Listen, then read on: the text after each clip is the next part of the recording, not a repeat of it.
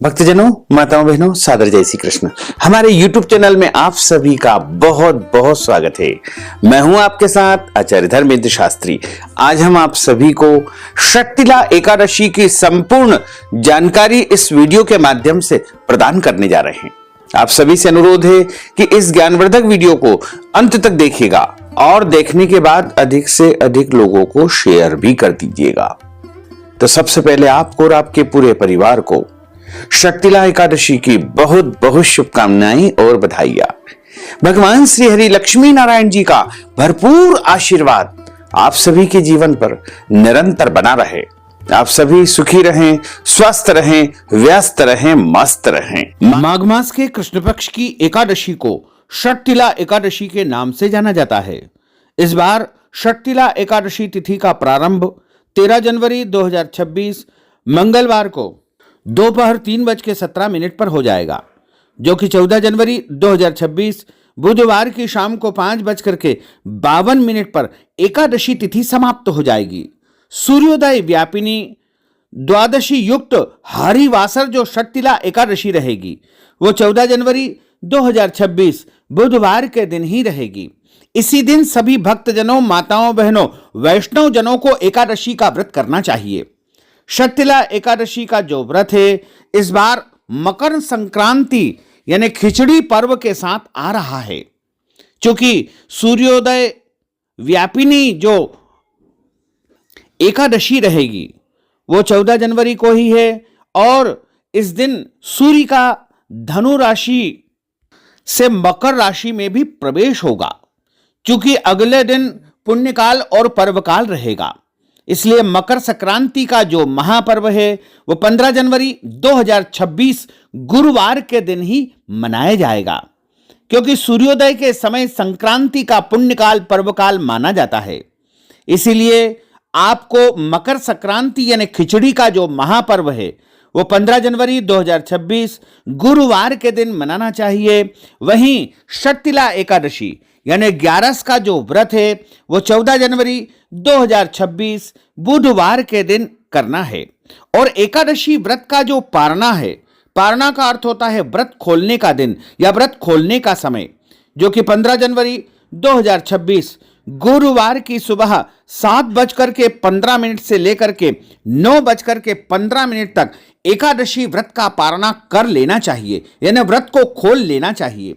अगले दिन कोई और व्रत यदि आपको करना है, जैसे गुरुवार का व्रत है या फिर अन्य कोई भी व्रत है, तो आप फल, जल या फलाहारी वस्तु से एकादशी व्रत का पारना कर सकते हैं।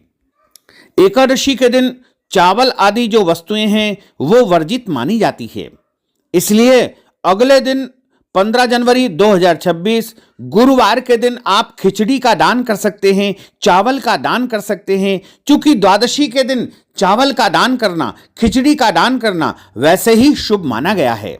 और इस बार 15 जनवरी 2026 गुरुवार के दिन ही मकर संक्रांति का पुण्यकाल, पर्वकाल आदि माना जाएगा। एकादशी के दिन भगवान का पूजन अर्चन करने के बाद एकादशी व्रत का संकल्प सर्वप्रथम धारण करना चाहिए। यदि आप संकल्प नहीं उच्चारित कर सकते हैं तो पद्म पुराण के उत्तरखंड के अध्याय 64 में जो श्लोक नंबर 34 लिखा हुआ है उसको भी सुन करके या बोलकर भी आप संकल्प का पुण्य प्राप्त कर सकते हैं। एकादश्याम निराहार स्थित्वाहम परेहनि भोक्षामि पुंडरीकाक्ष शरणम में भवाच्युत। हे कमल नयन, हे वासुदेव, हे जनार्दन, हे अच्युत, मैं एकादशी के दिन निराहार रह करके अगले दिन यानी दूसरे दिन ही भोजन करूंगा। इस प्रकार भी यदि आप कह देंगे तो आपका संकल्प माना जाएगा।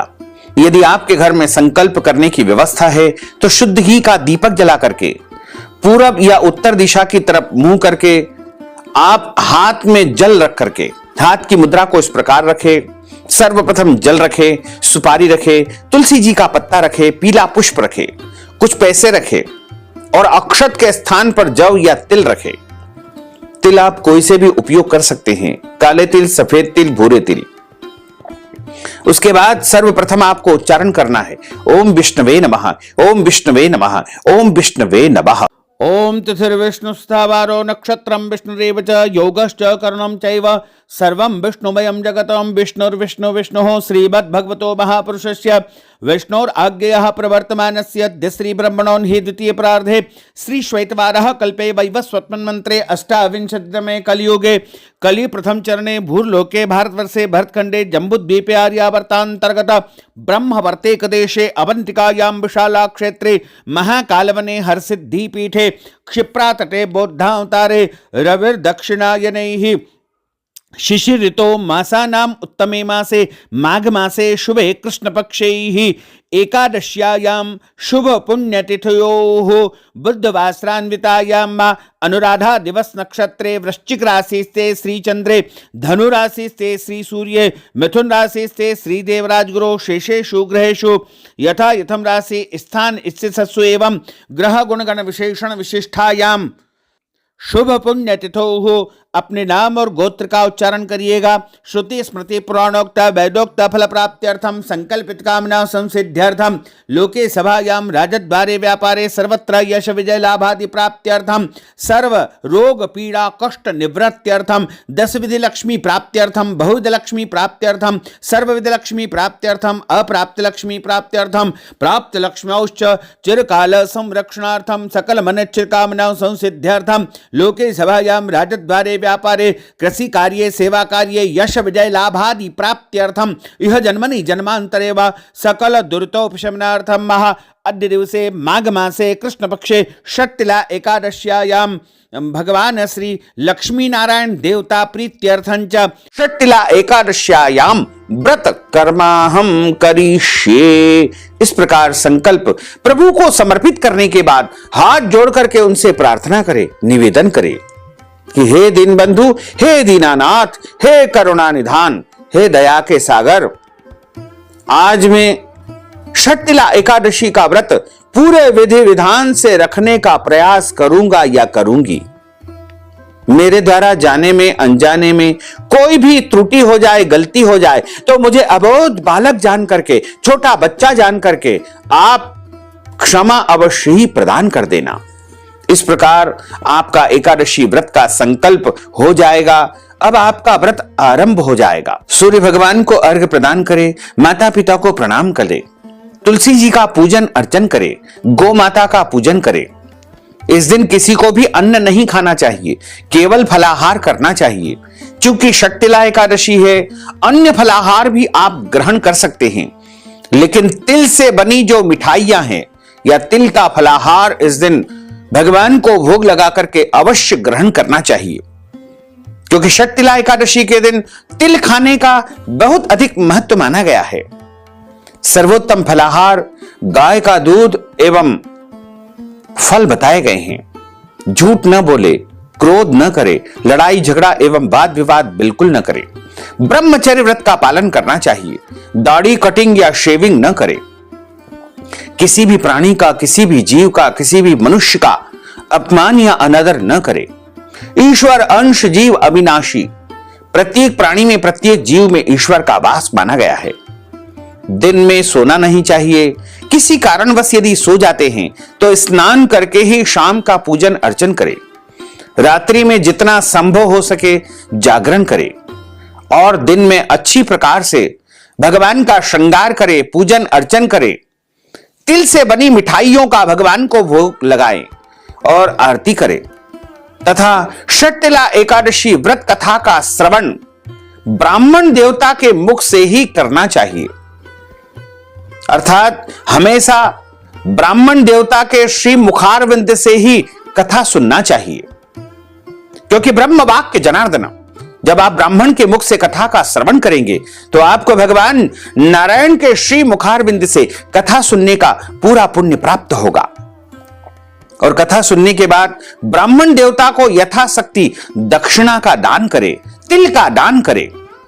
और शुभ मुहूर्त में एकादशी के अगले दिन ही व्रत का पारणा करना चाहिए, यानी व्रत को खोलना चाहिए। षट्तिला एकादशी के दिन अन्य एकादशियों की तरह ही व्रत करने का विधान माना गया है। षट्तिला एकादशी से एक दिन पहले यानी दशमी के दिन शुद्ध और पवित्र तन को बना करके भगवान श्री हरि विष्णु का स्मरण करना चाहिए और स्नान आदि से निवृत्त होकर के घर में गंगा जल छिड़क करके घर को भी पवित्र करना चाहिए। भगवान श्री हरि विष्णु की विशेष पूजा अर्चना करना चाहिए। तुलसी पत्र का विशेष रूप से उपयोग किया जाता है। हालांकि तुलसी पत्र द्वादशी के दिन तोड़ना वर्जित माना गया है, लेकिन कुछ किंवदंती में ऐसा कहा गया है कि एकादशी के दिन तुलसी पत्र नहीं तोड़े जाते हैं। हालांकि शास्त्रों में ऐसा कोई वर्णन नहीं है, फिर भी यदि आप चाहें तो एक दिन पहले तुलसी पत्र तोड़ करके रख लीजिएगा और यदि बहुत आवश्यक हो, किसी कारणवश तुलसी जी के पत्ते नहीं तोड़ पाए हैं, तो आप एकादशी के दिन भगवान से प्रार्थना करके तुलसी जी से निवेदन करके तुलसी जी के पत्ते तोड़ सकेंगे। कोई दोष आपको बिल्कुल नहीं लगेगा। तुलसी जी का पूजन अर्चन कर सकते हैं। तुलसी जी को जल अर्पण भी आप कर सकते हैं, कोई दोष नहीं लगेगा। एकादशी के दिन आप चाय काफी पी सकते हैं, कोई दोष नहीं लगेगा। यदि आपके घर में जन्म अथवा मृत्यु का सूतक लगा हुआ है या अचानक लग जाता है, तो ऐसी परिस्थिति में भी आपको व्रत अवश्य करना चाहिए। यानी व्रत आपको खंडित नहीं करना चाहिए, लेकिन अशुद्ध अवस्था में, अपवित्र अवस्था में, सूतक की अवस्था में भगवान का स्पर्श या पूजन नहीं करना चाहिए। यदि माताएं बहनें मासिक धर्म या पीरियड में हैं, तो उनको भी व्रत अवश्य करना चाहिए, लेकिन भगवान का स्पर्श या पूजन अर्चन नहीं करना चाहिए। वो चाहे तो किसी भी अन्य व्यक्ति से, पारिवारिक सदस्य से या अन्य भक्त से या फिर ब्राह्मण देवता के माध्यम से भी भगवान का पूजन अर्चन करवा सकते हैं, कोई दोष नहीं लगेगा। तो जनों, माताओं बहनों, हमने जो आपको षटतिला एकादशी की महत्वपूर्ण जानकारी प्रस्तुत की है, इसको आप अधिक से अधिक लोगों को शेयर करिएगा, लाइक करिएगा, कमेंट करिएगा। और यदि अभी तक आपने सब्सक्राइब नहीं किया है तो अभी और इसी समय सब्सक्राइब कर लीजिए, ताकि इसी प्रकार की ज्ञानवर्धक वीडियो आपको सबसे पहले प्राप्त हो सके। आपको और आपके पूरे परिवार को सादर जय श्री कृष्ण, सादर धन्यवाद।